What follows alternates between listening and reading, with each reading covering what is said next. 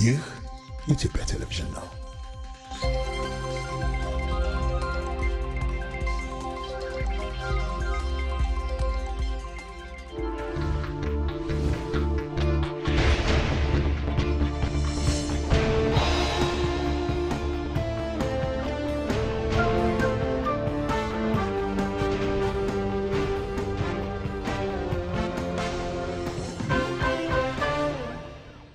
ሰኔ 18 2017 ዓ.ም ጤና ይስጥልኝ። እንደምን አመሻችሁ የተከበራችሁ ተመልካቾቻችን።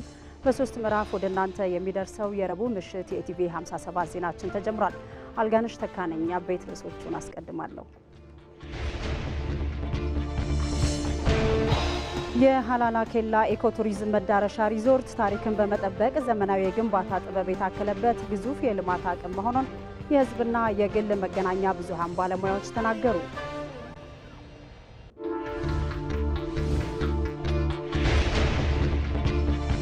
የሶማሌ ክልል ርዕሰ መስተዳድር ሙስጠፌ ሙሐመድ መንግስት የህዝብን ጥያቄ በየደረጃው ለመመለስ የሚያደርገውን ጥረት አጠናክሮ እንደሚቀጥል ገለጹ።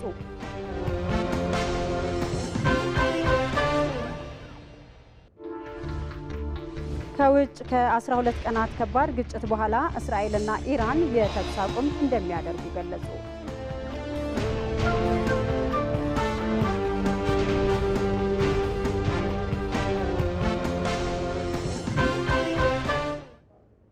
ከምዕራፍ 1 የኢቲቪ 57 ዜናዎች ጋር አብራችን ቆዩ።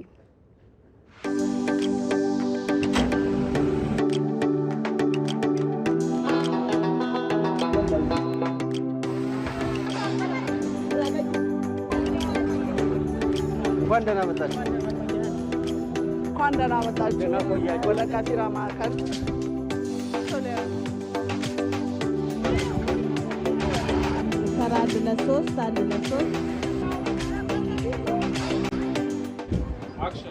አንድ 100 ዓመታት ባስቆጠረው ጥንታዊ የገበያ ማዕከል ላይ ሐሳብ እንለዋወጣለን። እምዬ ቀፊራ መልካም ስም አለሽ፣ የመጣውን ሁሉ ትቀበያለሽ። ብሔር ሳይታሰብ ዘር ሳይታሰብ ለኔ ትልቅ የፍቅር ምሳሌ የገበያ ቦታ ነው። አብሮ ከማደግ አብሮ ከመኖር ጋር የገነባችሁ እሴት ምን ይመስላል? የተለያየ አመለካከት ሊኖር ይችላል፣ መብቱ ነው። ግን በአመፅ አይደለም። በታሪክ ውስጥ እኛ አብረን ነው ያሸነፍነው። ስንት ናት ንገረኝና ዋጋዋን ይጀልር ስል አቦ ኢትዮጵያ አሸንፋለች ይዘክር ነው ያለኝ። የተሻለች ኢትዮጵያን ለመገንባት መጀመሪያኛ ሰው መሆን ያስፈልጋል። ያለችኝ አንድ ሀገር ናት። ከጊዜያዊ ጥቅም አገር ይበልጣል። ይህንን ህዝብ በጭራሽ መበተን አይቻልም።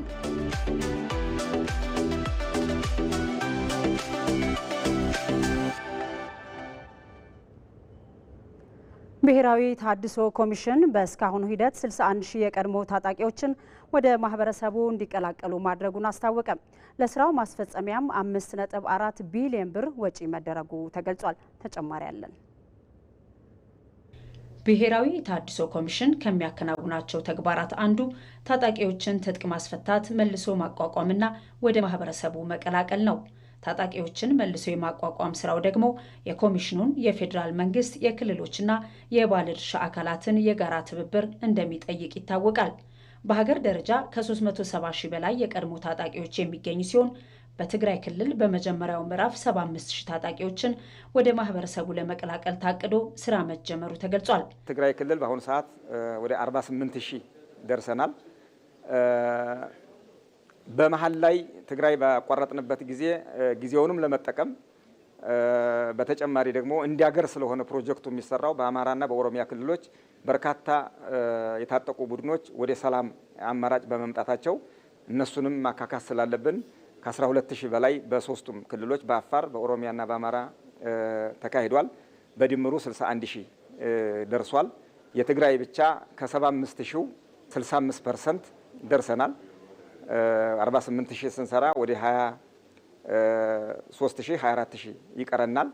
ይሄ በሚቀጥለው ወር የሚጠናቀቅ ነው የሚሆነው። የታጣቂዎች መልካም ስነ ምግባርና የማህበረሰቡ አቀባበል ለኮሚሽኑ አቅም መሆኑ የተገለጸ ሲሆን ክልሎች በሂደቱ ያላቸው ሚናም የላቀ መሆኑ ተገልጿል። ክልሎች ሚና ወደ ሰላም የሚመጡትን ልክ ትግራይ እንዲያደረግ ነው የትግራይ ክልል ጊዜያዊ አስተዳደር የፕሪቶሪያ የሰላም ስምምነት መነሻ አድርጎ ዲዲአር በተቀመጠው አሰራርና ስምምነት መሰረት እንዲፈጸም በማድረግ በኩል አማራ፣ ኦሮሚያ፣ አፋር ደግሞ ታጥቀው የሚንቀሳቀሱ ቡድኖችን ወደ ሰላም አማራጭ እንዲመጡ ባላቸው አማራጭ ሁሉ መንግስት ጥሪ በማድረግ የሃይማኖት አባቶችን፣ የሀገር ሽማግሌዎችን፣ የሚደራጁ የካውንስል አባላትን በመጠቀም ጥሪ በማድረግ ወደ ሰላም እንዲመጡ ያደርጋሉ። የመጀመሪያው ስራቸው ይሄ ነው። በዚህም በኦሮሚያና በአማራ በጣም በርካታ የታጠቁ ቡድኖች ወደ ሰላም እንዲመጡ አድርገዋል። በእስካሁኑ ሂደት ታጣቂዎችን ወደ ማህበረሰቡ ለመቀላቀል 5.4 ቢሊዮን ብር ወጪ የተደረገ ሲሆን ይህም በአጋር አካላትና በፌዴራል መንግስት የተሸፈነ ነው።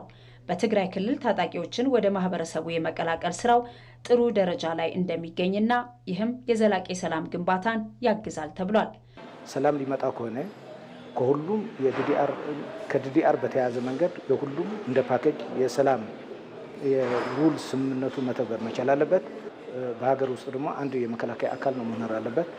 ስለዚህ ለሰላም ማምጣት የሚካሄድ ያለው የዲዲአር ስራ ትልቅ የሰላም ግንባታ መሆኑ የሚታወቅ ጉዳይ ነው። የተዋጣ የዲዲአር ስራ እንዲኖር ደግሞ ሁሉ ተጋግዞ የኢትዮጵያ ሕዝብ መረባረብ መቻል አለበት። በተመሳሳይ አማራ ክልል ላይ ከታጣቂዎች ጋር ተያይዞ የኮሚሽኑ ተልእኮች እየተፈጸሙ መሆናቸውንና ሂደቱም ሰላምን የማረጋገጥ አንዱ ማሳያ መሆኑ ተገልጿል። እስካሁን ባለው ሂደት ከ5200 በላይ የቀድሞ ታጣቂዎች ወደ ስልጠና ማዕከል ገብተው የዲዲአር ሂደቱን አጠናቀው ወደ ማህበረሰቡ የተቀላቀሉበት ሁኔታ ነው ያለው። ከ2000 በላይ የሚሆኑ የቀድሞ ታጣቂዎች ወደ ቀድሞ ስራቸው ተመልሰው ለሰላም ግንባታ አገሪቱ ለምታደርገው የልማት እንቅስቃሴ የበኩላቸውን ስራ እየሰሩ ያሉበት ሁኔታ ነው ያለው። ኮሚሽኑ በስዊድን ኤምባሲ ትብብር ታጣቂዎችን መልሶ ማቋቋም በሚቻልበት ዙሪያ የአሰልጣኞች ስልጠና መስጠት ጀምሯል። በኢትዮጵያ በባለፉት ዓመታት የተጎዱ አካባቢዎች እንዲያገግሙ ለማስቻል በተከናወኑ የአካባቢ ጥበቃ ስራዎች ውጤት እየተገኘ መጥቷል። በዚህም በአፈር መከላት ምክንያት ምርት መስጠት ያቆሙና ተጋግጠው የተጎዱ አካባቢዎች በየዓመቱ በሚደረገው የዘመቻ ስራ አገግመው ጥቅም መስጠት የጀመሩ በርካታ ናቸው። ሪፖርተራችን ሚካኤል ገዙ በሲዳማ ክልል ሸበዲኖ ወረዳ ተገኝቶ በአንድ የተፋሰስ ስራ ላይ ቅኝት አካሂዷል። ተከታትለን እንመለስ። የአየር ንብረት ለውጥ ተጽዕኖን ለመቆጣጠር በባለፉት ዓመታት በኢትዮጵያ የተለያዩ ስራዎች ሲከናወኑ ቆይተዋል። ከነዚህም መካከል በየዓመቱ በዘመቻ የሚከናወነው የችግኝ ተከላ መርሃ ግብርን ጨምሮ በበጋ ወራት የሚከናወነው የአካባቢ ጥበቃ ስራ ተጠቃሽ ናቸው። በሲዳማ ክልል ሸበዲኖ ወረዳ የሚገኘው ይህ የራሮ ተፋሰስ ደግሞ ከዚህ ቀደም ከተጎዱ አካባቢዎች መካከል የሚገኝ ነው። የአካባቢው ማህበረሰብ ችግሩን ለመከላከል በባለፉት ዓመታት በዘመቻ የተለያዩ ስራዎችን ሲያከናውኑበት ቆይተዋል። በዚህ ተፋሰስ ላይ የተገኘውን ውጤት በተመለከተ ከአካባቢው አርሶ አደሮች ጋር ቆይታ እናደርጋለን። አብራችሁን ቆዩ።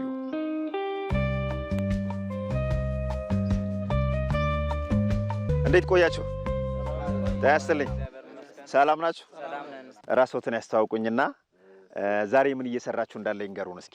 ስሜ አህመድ ኑሩ ይባላል። ያለንበት የራሮ ተፋሰስ ላይ ያለነው በብዛት ያው ይሄ ቦታ ምን እንደነበረና አሁን ላይ ምን ደረጃ ላይ እንደደረሰ ያው ይሄን በአካባቢው አርሶ አደሮች በመሰባሰብና ባሉ ጥበቃዎች ይሄን ደረጃ ያደረስንበት ሁኔታዎች አለ። ስለዛ አንዳንድ ሁኔታዎችን እየተወያየን ነው ያለነው። እንዲሁ በወር በሁለት ወር እየተሰባሰብን እንደዚሁ ሰዎችን አርሶ አደሮችን የአካባቢዎች ጋር አንድ ላይ በመውጣት የምንጫወትበትና አንዳንድ ነገሮችን የምንሰራቸውን ስራዎች ደግሞ በአካባቢያችን ላይ ምን መትከል አለብን የሚለውን ነገር የምንወያይበት ሁኔታዎች ላይ ነው ያለነው። እንደው ይሄ አካባቢ እንግዲህ ስታይ ብዙ ለውጥ እንደመጣበት ያስታውቃል በደንብ አዲስ ሆኖ ለመጣ ሰውምና በምን መልኩ ነው ችግኝ ከመትከል ባለፈ የምትጠብቁት የምታስተዳድሩት? ሴቱም ወንዱም ተረባርቦ ውሃ እያጠጣ ነው ያሳደገው ይህንን ችግኝ ማለት ነው።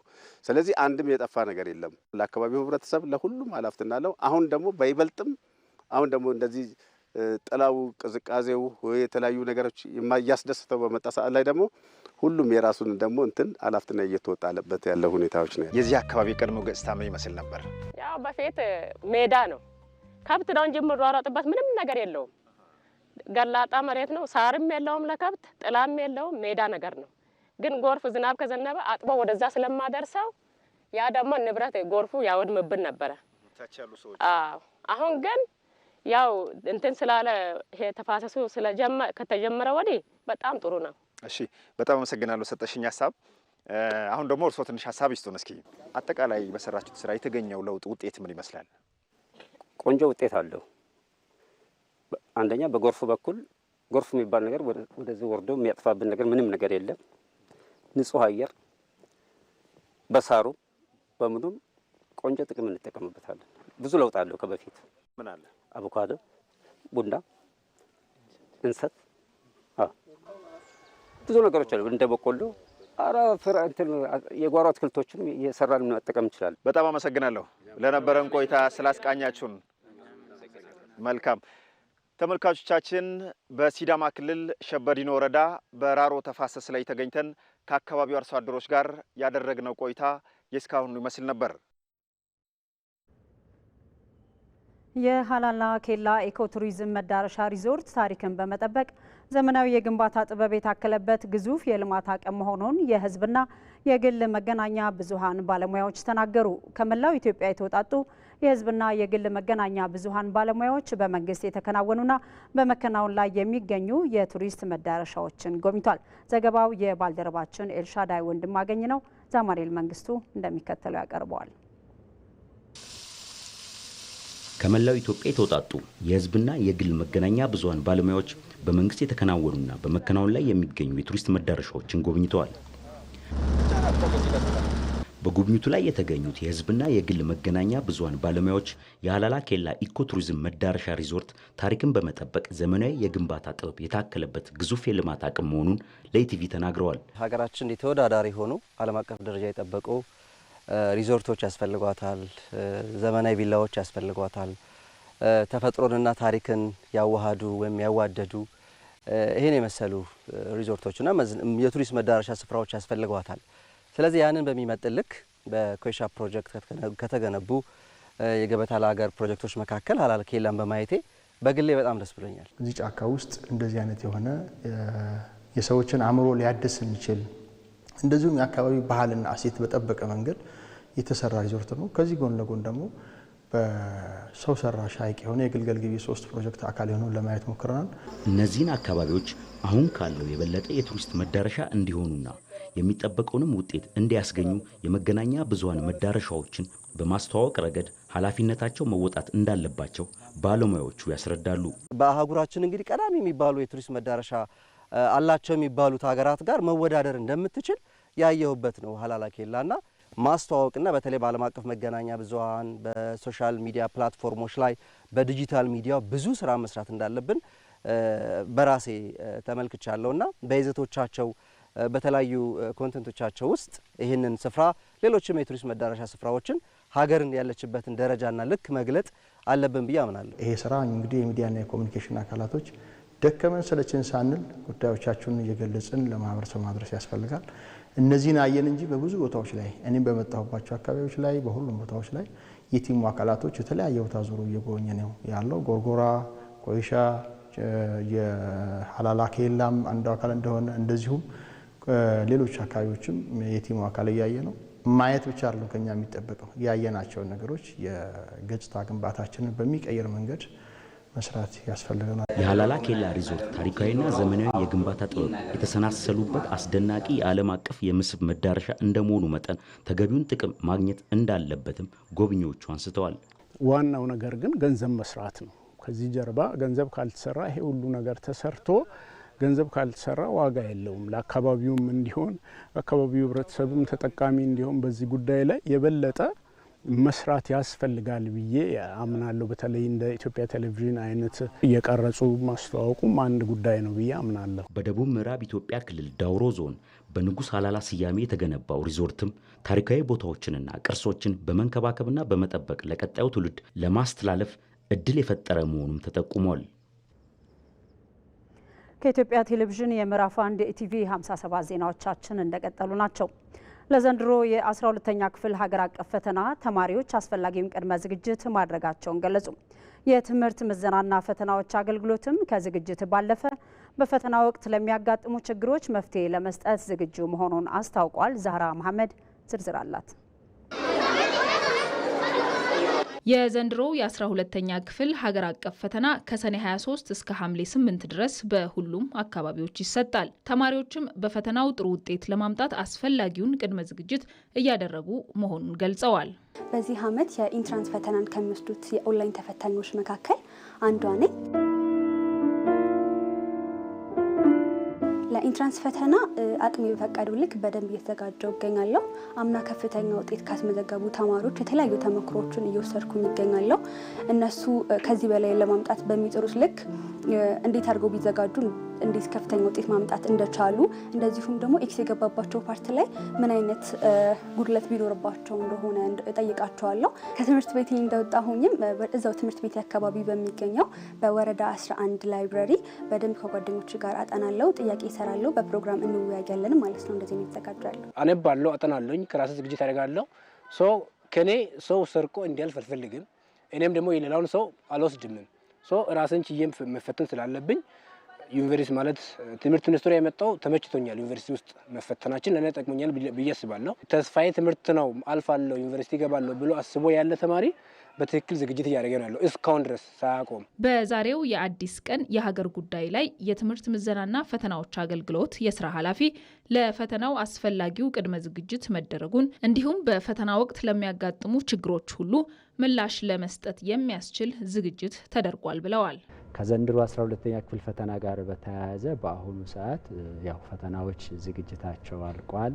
በበየነ መረብ ለሚሰጠው ፈተና በሲስተም ላይ የሚደረጉ የፈተናዎች ዝግጅት ስራ ሙሉ በሙሉ ተጠናቋል።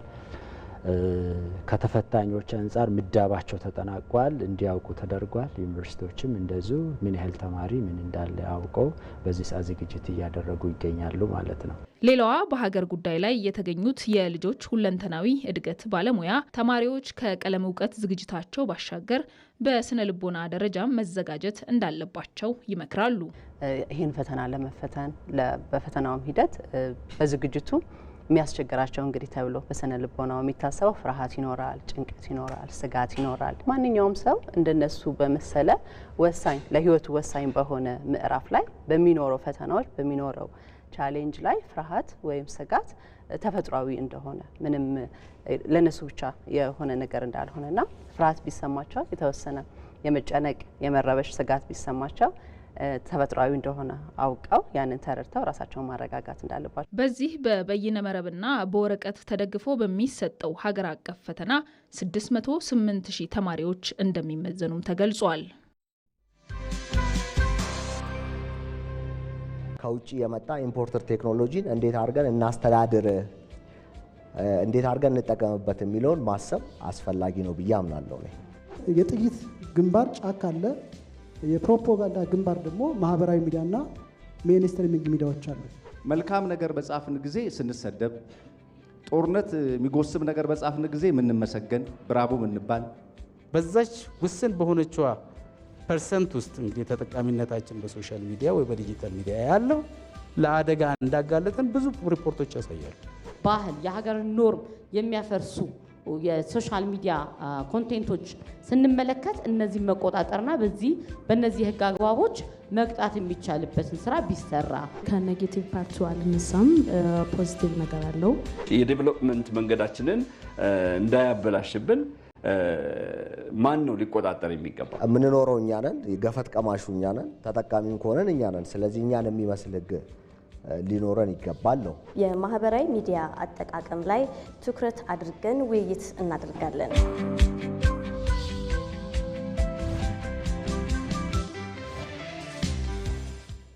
ዜናዎቻችን አሁንም ቀጥሏል። ኢትዮጵያውያን ችግሮቻቸውንና አለመግባባትን የሚፈቱበት ለዘመናት የኖሩበት ስርዓት አላቸው። እነዚህ ስርዓቶች ደግሞ እርስ በርስ ተከባብረው እንዲኖሩ አስችሏቸዋል። ዛሬ ወደ ደቡብ ኢትዮጵያ ክልል አሪ ዞን እንወሰዳችሁ። አሪዎች ችግሮቻቸውን የሚፈቱበት በግለሰቦች መሀል ግጭት ቢፈጠር መፍትሄ የሚያመጡበት ባህላዊ ስርዓት አላቸው። እንዴት ይፈታል የሚለውን ደግሞ ከባልደረባችን ነጻነት ፍቅሩ አብረን እንከታተል። ባህላዊ የግጭት አፈታት ስርዓት ከሚከወንባቸው አካባቢዎች የደቡብ ኢትዮጵያ ክልል የአሪ ዞን አንዱ ነው። አሪዎች ከመንደራቸው ግጭት ርቆ ሰላምን የሚያሰፍኑበት፣ እርቅን የሚፈጥሩበት፣ አብሮነታቸውን የሚያጎለብቱበት ስርዓት አላቸው። ባህላዊ የግጭት አፈታታቸውንም ኤሽም ይሉታል። ይህ ስፍራ የደቡብ ኢትዮጵያ ክልል በደቡብ አሪ ወረዳ ኤዳ ቀበሌ ነው። በዚህ ስፍራ የአካባቢውን ሰላም የሚረብሽ አንድ ግጭት ተፈጥሯል። ግጭቱ በሁለት ወገኖች መካከል የተፈጠረ ሲሆን ከአንደኛው ወገን የእርሻ ማሳ በመግባት የደረሰ ሰብል በበላች የከብት ባለቤት አማካኝነት የተከሰተ ነው እና ከብቲቱ ደግሞ ዛሬ ብቻ ሳይሆን የበላችው በተደጋጋሚ ጊዜ የሱ ከብቶች እየመጡ ይህንን እህል ያጠቃሉ።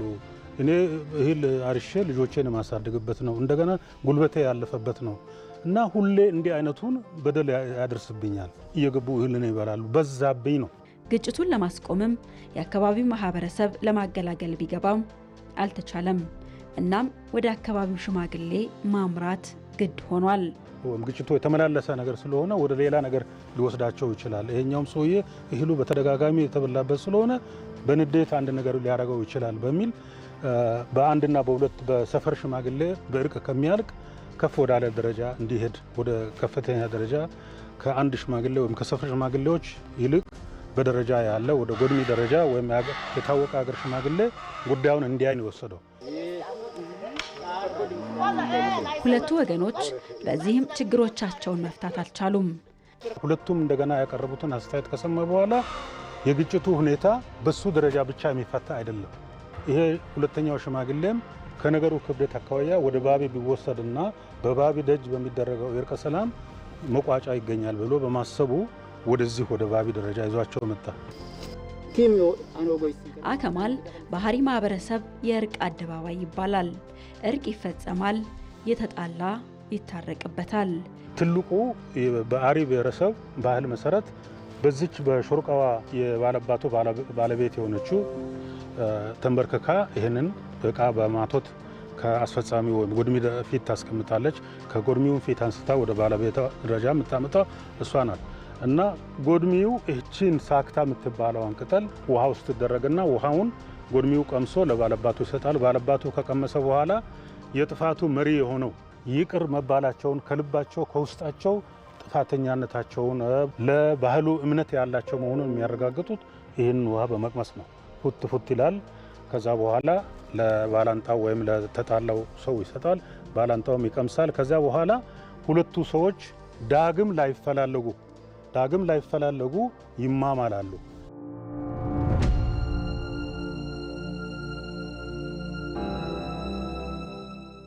አሁን በሁለቱ ወገኖች መካከል ጥላቻ የለም። ዳግም ላይደራረሱ ይቅር ተባብለዋል። በሰላም ለመኖርም እርቅን አውርደዋል።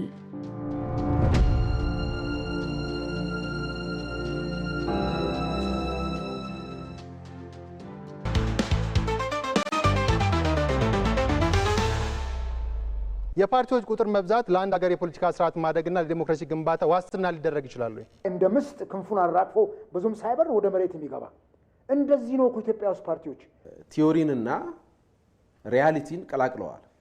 አንዴ ለኔ እድል ብትሰጠኝ ኮታ ሰጥተህ የምትሄድ ከሆነ መቼ ነው ለውጥ የሚመጣው? አለመግባባቶች መንስኤ የሆኑ ይመስለኛል። ገዢውን ፓርቲ ያጀብን ቤተ መንግስት ከማስገባት ውጪ ምንድነው ፋይዳው? እዚህ ጋር አንድ ጥያቄ መናገር ፈልጋለሁ። አንድ ነገር ፕሮቪን ጥያቄ ላቅርብለት። ቆይ መንግስትን ክሪቲሳይዝ የምናደርግበት አቅም ሊኖረን አይችልም። ጠቅላይ ሚኒስትሩ ውይይት ነበረ። በጥያቄ በአጋጣሚ ዛሬ ገብተህ ቢሆን ኖሮ አገር አቀፍ ፓርቲዎችም ነበሩ እዛ ውስጥ። ብቻ ነው ህዝቡ አጠገቡ ያለውን ፓርቲ አገር አቀፍ ፓርቲ ነኝ ብሎ አለመወዳደር የዛን ህዝብ ድምፅ ለማንሳት ነው የሚቀረው። ቆይ አትግባ። የጋራ ስንፍናና ድክመት አለ። አገር አቀፍ ፓርቲዎች እዚህ ላይ ምላሽ ይስጡ። 97 ላይ እዚህ ላይ አንዴ ምላሽ ይስጡ። አድምጠኝ። ሲፈልጉ ወቅጦ እንዲጋግረን እኛንን እኮ የከፈትነት በሩ። ቆንጆ ጥያቄ ልጨምርልህ አበበ። እሺ ለአበበ አንድ ቆንጆ ጥያቄ ልጨምርለት። አቶ አበበ ለማብራሪያ የሚሆን ጥያቄ ነው እየጠየቁ ያሉት። አንዳንድ እያለ ፈጃቸው መቼም አባት የላቸው እንዳለችው ነው የምንሆነው።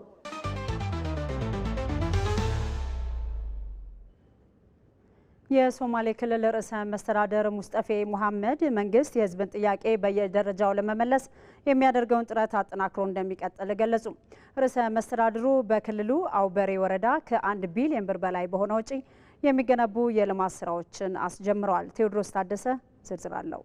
በሶማሌ ክልል ፋፈን ዞን አበሬ ወረዳ የሽዲር አካባቢ ነዋሪዋ ሳዳ አብዲ ኤርሲ ከፊል አርሶ አደር ናቸው። ከብት ከማርባት ጎን ለጎን የእርሻ ስራን በማከናወን የሚተዳደሩት ሳዳ አብዲ የዝናብና የከርሰ ምድር ውሃን ለግብርና ስራቸው እንደሚጠቀሙ ተናግረዋል። አካባቢያቸው በሶላር የሚሰራ የጉድጓድ ውሃ ቢኖርም በቂ ምርት የሚሰጥ ባለመሆኑ መቸገራቸውን ነው ሳዳ አብዲ ገለጹት። እዚህ አካባቢ ያለው የውሃ ችግር በጣም ከፍተኛ ነው። ልጆቻችንን ትምህርት ቤት ስንሸኝ ንጹህ ልብስ ማልበስ ይቸግረናል። በየ4 ቀኑ ከጉድጓድ የምናገኘው ውሃ ለቤት ፍጆታና ለከብቶቻችን ለመጠቀም በቂ አይደለም። በአካባቢው የመጠጥ ውሃ ችግሩ በተለይ በበጋ ወራት እንደሚበረታ የተናገሩት ደግሞ ሌላኛው የአካባቢው ነዋሪ ሜረማ በሽር ናቸው። በሶላር ኃይል የሚሰራ የጉድጓድ ውሃ በአካባቢያችን ይገኛል። በሳምንት 2 ጊዜ ከዛ ጉድጓድ የምናገኘው ውሃ በቤተሰብ ከ3 ጀሪካን አይበልጥም። እሱም በበጋ ወራት ይጠፋል። አካባቢው የሚስተዋለውን የመጠጥ ውሃ ችግር ይቀርፋል የተባለ የመጠጥ ውሃ ፕሮጀክት የሶማሌ ክልል ርዕሰ መስተዳድር ሙስጠፋ መሐመድ አስጀምረዋል። ፕሮጀክቱ ከ1 ቢሊዮን ብር በላይ በሆነ ወጪ የሚገነባ ሲሆን ከ93 ሺህ በላይ የሚጠጉ የአካባቢው ነዋሪዎችን ተጠቃሚ የሚያደርግ ስለመሆኑ የክልሉ ውሃ ቢሮ ኃላፊ ኢንጂነር አህመድ ሚራድ ገልጸዋል። የአውባሪ የውሃ ፕሮጀክት በክልሉ ተግባራዊ የሚደረግ ትልቅ የውሃ ፕሮጀክት ነው። የፕሮጀክቱ ወጪ ከዩኒሴፍ በተገኘ ገንዘብ ድጋፍ የሚሸፈን ሲሆን ከ90 ሺህ በላይ የህብረተሰብ ክፍሎችን ተጠቃሚ የሚያደርግ ነው። የውሃ ፕሮጀክቱ የክልሉ መንግስት የውሃ አቅርቦትን ሽፋን ለማሳደግ ተግባራዊ የሚያደርጋቸው ፕሮጀክቶች ናቸው። ይህንን ፕሮጀክት በ18 ወራት ጊዜ ውስጥ ለማጠናቀቅ አቅደን ስራ ጀምረናል። ፕሮጀክቱ ከ200 ሚሊዮን ብር በላይ በሚሆን ወጪ እንደሚገነባ የገለጹት የክልሉ ጤና ቢሮ ኃላፊ ዶክተር ሙሴ አህመድ በ18 ወራት ጊዜ ውስጥ አጠናቆ ለአገልግሎት ክፍት ለማድረግ ይሰራል ብለዋል። ይሄኛው ሆስፒታል በደረጃው በመጀመሪያ ደረጃ እስከመሆኑ መጠን እስከ 100 ሺህ የሚደርሱ ማህበረሰብ ለማገልገልና በአውባሬ ወረዳና በነዋሪዎች በዙሪያዎች የሚገኙ የሌሎች ወረዳዎች ነዋሪዎችን ለማገልገል የታሰበ ፕሮጀክት ነው። ከለውጡ ወዲህ ወደ 9 የሚደርሱ ሆስፒታሎች ግንባታው ተጠናቆ የሚያስፈልገውን የሕክምና ቁሳቁስ ተሞልቶላቸው ባለሙያ ተመድበው ስራ ጀምረዋል። ነባር ከነበሩት ሆስፒታሎች መሀል ደግሞ 6 ሆስፒታሎች የመስፋፊያ ፕሮጀክት ግንባታ ተሰርቶላቸው ከ6ቶቹ ውስጥ 5ቶቹ አልቀው የሚያስፈልጉት የሕክምና መሳሪያ ተሞልቶላቸው ባለሙያም ተመድቦ ወደ ስራ ገብተዋል። የአካባቢው ማህበረሰብ በተለያዩ የልማት ስራዎች ላይ በመሳተፍ የሰላምና የልማት ፈላጊ መሆኑን በተግባር ያረጋገጠ ነው ያሉት የክልሉ ርዕሰ መስተዳድር ሙስጠፋ መሐመድ በህብረተሰቡ ተሳትፎ በርካታ የልማት ስራዎችን ማከናወን መቻሉን ጠቅሰዋል። ከለውጡ ወዲህ በወረዳው በርካታ የልማት ፕሮጀክቶች ተከናውነዋል። የተጀመሩት የመጠጥና የሆስፒታል ግንባታ ፕሮጀክቶች የአካባቢው ማህበረሰብ ሲጠይቃቸው የቆዩ ጥያቄዎች ናቸው። ክልሉ ሰፊና ብዙ ህዝብ ቁጥር የሚገኝበት ከመሆኑ ጋር ተያይዞ የህዝቡ የልማት ፍላጎት በርካታ ነው። መንግስትም እነዚህን ጥያቄዎች በየደረጃው ለመመለስ የተለያዩ ጥረቶች እያደረገ ይገኛል። መንግስት የህብረተሰቡን የልማት ጥያቄ ለመመለስ የጀመረውን ስራ አጠናክሮ እንደሚቀጥልም ርዕሰ መስተዳደሩ አንስተዋል። ተመልካቾቻችን ከኢትዮጵያ ቴሌቪዥን የምዕራፍ 1 የኢቲቪ 57 ዜናዎቻችን ቀጥሏል። አሁን የአየር ትንበያ መረጃዎችን በጋራ እንሰማለን። ባለሙያዋ ሳምራዊት አበበ ስቱዲዮ ተገኝታለች። እንዴት አመሸሽ ሳምራዊት? እንዴት አመሻል? ደህና። ምን እንጠብቅ ከአየር ትንበያ መረጃ? እሺ፣ አመሰግናለሁ አልጋነሽ። በዛሬው ውሎ በሰሜን ምዕራብ፣ በሰሜን ምስራቅ፣ በመካከለኛውና በምዕራብ የሀገራችን አካባቢዎች ላይ ጠንካራ የደመና ሽፋንና ክምችት ነበራቸው። ከዚሁም ጋር ተያይዞ እንግዲህ በአዲስ አበባ ዝናብ ተመዝግቧል። በነገው ዕለትም የክረምት ዝናብ ጠቃሚ በሆኑት በሰሜን ምዕራብ፣ በሰሜን ምስራቅ፣ በመካከለኛውና በምዕራብ የሀገራችን አካባቢዎች ላይ ተስፋፋና ጠንካራ የደመና ሽፋንና ክምችት ይኖራቸዋል። ከዚሁም ጋር ተያይዞ በትግራይ፣ አማራ፣ ምዕራብ መካከለኛና ደቡብ ኦሮሚያ፣ በማዕከላዊና ደቡብ ምዕራብ ኢትዮጵያ እንደዚሁም በሲዳማ በብዙ ቦታዎቻቸው ላይ ከቀላል እስከ መካከለኛ መጠን ያለው ዝናብ ያገኛሉ። በመጨረሻም እንግዲህ በነገው ዕለት በአንዳንድ የሀገራችን ዋና ዋና ከተሞችና የቱሪስት መዳረሻ ስፍራዎች የሚጠበቀውን የአየር ሁኔታ ስንመለከት በጅማ፣ መቀሌና ሐዋሳ ዝናባማ፣ በባህር ዳር፣ አዳማ፣ ሐረር፣ ጋምቤላና ነቀምቴ ቀላል ዝናብ የሚኖር ሲሆን በኦሞራቴ እንደዚሁም በጎዴ ደመናማ የአየር ሁኔታ ይኖራል። በቀጣዮቹ 3 ቀናትም በአዲስ አበባ ቀላል መጠን ያለው ዝናብ የሚኖር ሲሆን የቀኑ ከፍተኛ የሙቀት መጠንም እስከ 25 ዲግሪ ሴልሺየስ ይደርሳል።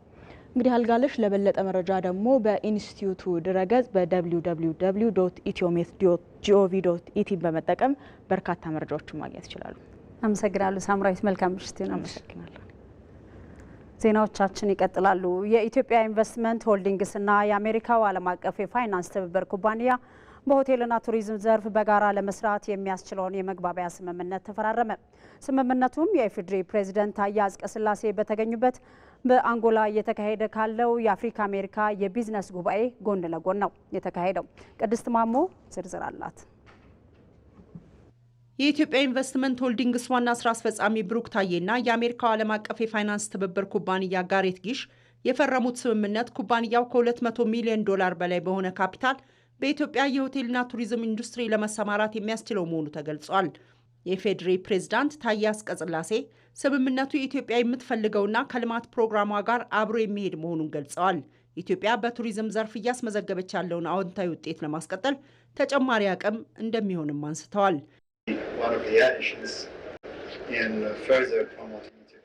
ስምምነቱ መንግስት በልማት ፕሮግራሙ ቅድሚያ ትኩረት ከሰጣቸው መካከል የሆነውን የኢትዮጵያ ቱሪዝም የበለጠ ለማሳደግ ተጨማሪ አቅም ይሆናል። በቀጣይም ግንኙነታችንን ይበልጥ እናጠናክራለን። የኢትዮጵያ ኢንቨስትመንት ሆልዲንግስ ዋና ስራ አስፈጻሚ ብሩክ ታዬ በበኩላቸው ኩባንያው በኢትዮጵያ የሚያደርገው ተሳትፎ በአፍሪካም ጭምር ሊሰፋ እንደሚችል ተናግረዋል።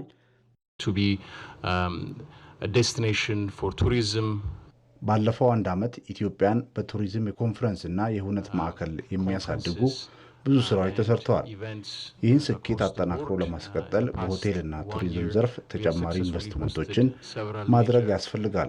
ዛሬ ከአሜሪካው ዓለም አቀፍ የፋይናንስ ትብብር ኩባንያ ጋር ያደረግነው የ200 ሚሊዮን ዶላር አጋርነት ስምምነት ደረጃቸውን የጠበቁ ባለ 5 ኮከብ ሆቴሎች ለመገንባት የሚያስችል ነው። ይህም ዘርፉን የበለጠ ውጤታማ ለማድረግ ያግዛል። የአሜሪካው ዓለም አቀፍ የፋይናንስ ትብብር ፕሬዝዳንትና ስራ አስፈጻሚ ጋሬት ጊሽ ስምምነቱ አሜሪካ ከአፍሪካ ጋር ያላትን የንግድና ኢንቨስትመንት ግንኙነት ለማጠናከር ያስቀመጠችው አቅጣጫ አካል መሆኑን ተናግረዋል። When it comes to the Ethiopian market, it is one of the most compelling markets on the African continent. የኢትዮጵያ ገበያ በአፍሪካ ካሉ በጣም አስተማማኝ ገበያዎች አንዱ ነው። የኢትዮጵያ ኢንቨስትመንት ሆልዲንግስ በአፍሪካ አህጉር ካሉ ተቋማት መካከል አብሮ ለመስራት የሚያስተማምን ትክክለኛ ተቋም ነው ብዬ አስባለሁ። ኢትዮጵያን በአፍሪካ ገበያ የመሪነት ድርሻ እንዲኖራት ተመሳሳይ አቋምና ተነሳሽነትን በመፍጠር የምንሰራ ይሆናል። ዘገባው የኢዜአ ነው። ግለሰቡ በአሜሪካ የአቪዬሽን ዘርፍ ውስጥ ሲሰሩ የቆዩና በሀገሪቱ የተደላደለ ኑሮ የነበራቸው ናቸው። አሁን ላይ ወደ ሀገራቸው ጠቅልለው በመግባት የወተት ከብት እርባታ ስራ ጀምሯል።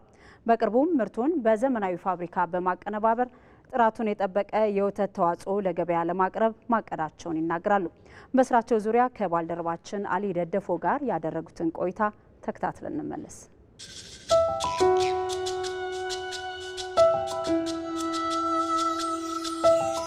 በሀገር ኢኮኖሚ ውስጥ ዲያስፖራ የሚጫወተው ሚና ከፍተኛ ነው። አሁን በሚገኙበት በኦሮሚያ ክልል በደቡብ ምዕራብ ሸዋ ዞን በቀርሳ ማሊማ ወረዳ ነው። አሁን እንደምታዩት እነኚህ ዘመናዊ በሆነ መልኩ የወተት ላሞች እርባታ ነው እየተከናወነ የሚገኘው ማለት ነው። እንደምታዩት ሙሉ በሙሉ ዝርያቸው ከውጭ የሆነና ከፍተኛ የወተት ምርት የሚያስገኙ የሚያስችሉ ናቸው ላሞቹ ማለት ነው። ይህ በአካባቢውም ዘመናዊ የስራ ማለትም የግብርና በወተት ምርትን ከአርሶ አደሩ ጋር ተቀናይቶ በመስራት የራሳቸውን ሚና እያበረከቱ ይገኛሉ። ብስራት አዱኛ እባላለሁ። የዚህ እርባታ የኢሳፍ ዴሪ ፋርም ጀማሪ መስራችና ባለቤት ነኝ። የመጣሁት ከዴንቨር ኮሎራዶ ነው። ሲጀመር ወደ 15 አካባቢ ነበሩ። አሁን ቁጥራቸው ብዙ ጨምሯል እና እዚህም የተወለዱ አሉ፣ ከገበያም የገዛናቸው ከብቶች አሉ እና አሁን ወተት እያመረትን ለአዲስ አበባ ገበያም እያቀረብን በዛ ሂደት ውስጥ ላይ ያለ ነው። አሁን እዚህም ያለውን የወተት ምርት ከዚህ አካባቢም ራቅም ካሉ አካባቢዎች ወተት ሰብስበን ወተት እያቀናበርን ገበያ እናቀርባለን ብለን ነው እንግዲህ አሁን በሚቀጥሉት ወራት እንደ እቅድ ያዝ ነው። በምን ያህል ካፒታል ነው ይህን ስራ እንግዲህ ያው የመነሻ ካፒታላችን 50-60 ሚሊዮን አካባቢ የሚሆን የኢትዮጵያ ብር አውጥተናል ያለነውና በሚቀጥሉት ወራት እሱንም እንጀምራለን ብለን ነው የምናስበው እና ያንን ስናደርግ ደግሞ ቫልዩ ጨምረን እዚህም ያለውን የወተት ምርት ከዚህ አካባቢም ራቅም ካሉ አካባቢዎች ወተት ሰብስበን ወተት እያቀናበርን ገበያ እናቀርባለን ብለን ነው እንግዲህ አሁን በሚቀጥሉት ወራት እንደ እቅድ ያዝ ነው። ልምድ ከየት ነው? ከውጭ ሀገር ከዛ ከአሜሪካን ያመጣኸው? አዲስ አበባ ቦሌ አካባቢ ነው ተወልጄ ያደግኩት። እናቴ ከብት እርባታ ነበራት።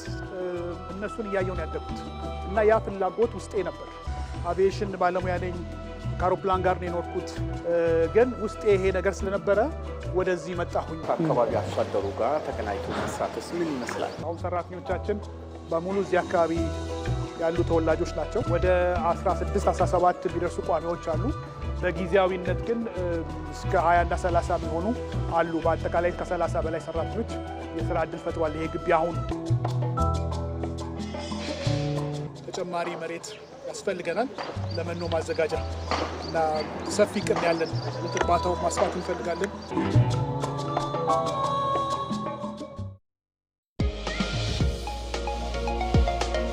ዓለም በከፍተኛ የገበያ ውድድር ውስጥ ትገኛለች። ይህን ውድድር በአሸናፊነት ለመውጣት ደግሞ የገበያ መረጃ ቀዳሚው ድርሻ ይወስዳል። ለዚህም ነው በተለያየ መልኩ የሚወጡ የኢኮኖሚ መረጃዎችን የምከታተለውና በጥንቃቄ የምተነትነው። በሀገር በቀል የኢኮኖሚ ማሻሻያ ኢትዮጵያ የምትከተለው የኢኮኖሚ አቅጣጫ ምን ጉዳዮች ይዟል? ዘመዴነ ንጋቱ ነኝ። በየሳምንቱ በኢቲቪ ቢዝነስ ይጠብቁን።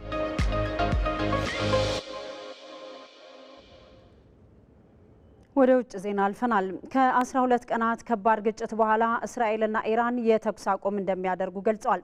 ኢራን ከአሜሪካ ጋር ያለውን አለመግባባት ዓለም አቀፍ ማዕቀፎችን መሰረት ባደረገ መልኩ ለመፍታት ዝግጁ መሆኗን አስታውቃለች። የእስራኤል ጦር በበኩሉ ሁሉም የሀገሪቱ ክፍሎች ላይ የነበሩ ገደቦች መነሳታቸውን ገልጿል።